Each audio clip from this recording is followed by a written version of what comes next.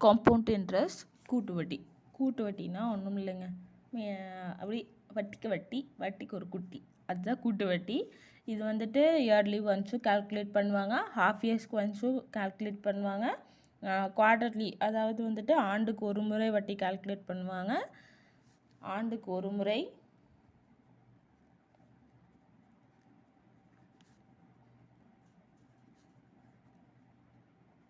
Yearly once.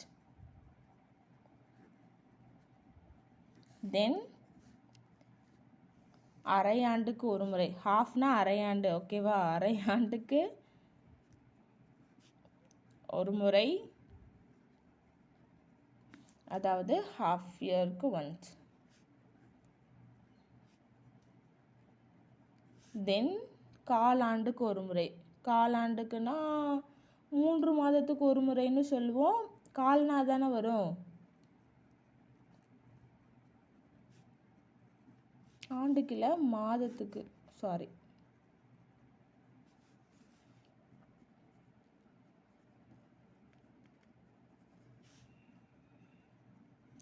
பாண்டுன்னு சொல்லி போட்டுட்டேன். ஆண்டுக்கு ஒரு முறைனா 12 months. சில சம்மில் 12 மந்த்துக்கு ஒரு முறை அப்படின்னு கேட்பாங்க. ஹாஃப் இயர்னா 6 months. இது 3 months, காலாண்டு அப்படின்னு சொல்லுவாங்க, ஓகேவா. தென் இதில் இப்போது நம்ம ஃபஸ்ட்டு பார்க்க போகிற ஃபார்முலா வந்துட்டு ஆண்டுக்கு ஒரு முறை வட்டி வாங்கினாங்க காம்பவுண்ட் இன்ட்ரெஸ்ட் என்ன அப்படின்னா அதுக்கான ஃபார்முலா. மொத்தம் 3த்துக்குமே தனித்தனியாக ஒரு ஃபார்முலா இருக்குது.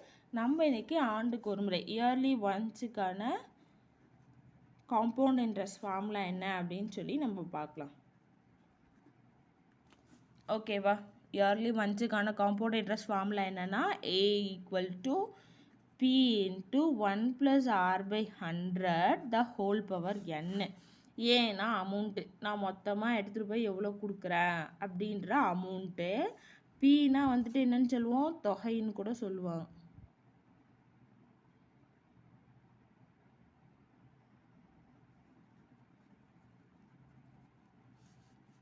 பீனா பிரின்சிபல்,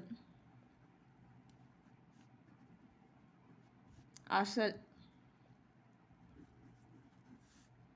அடுத்து ஆர்னா வட்டி, இன்ட்ரெஸ்ட். என்னன்னா இயர், வருடம், மாதம்.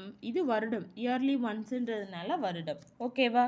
நெக்ஸ்ட்டு ஹாஃப் இயர்ஸ்க்கு ஒன்ஸுக்கான ஃபார்முலா என்ன, குவார்ட்டர்லி ஒன்ஸுக்கான ஃபார்முலா என்ன அப்படின்னு சொல்லிட்டு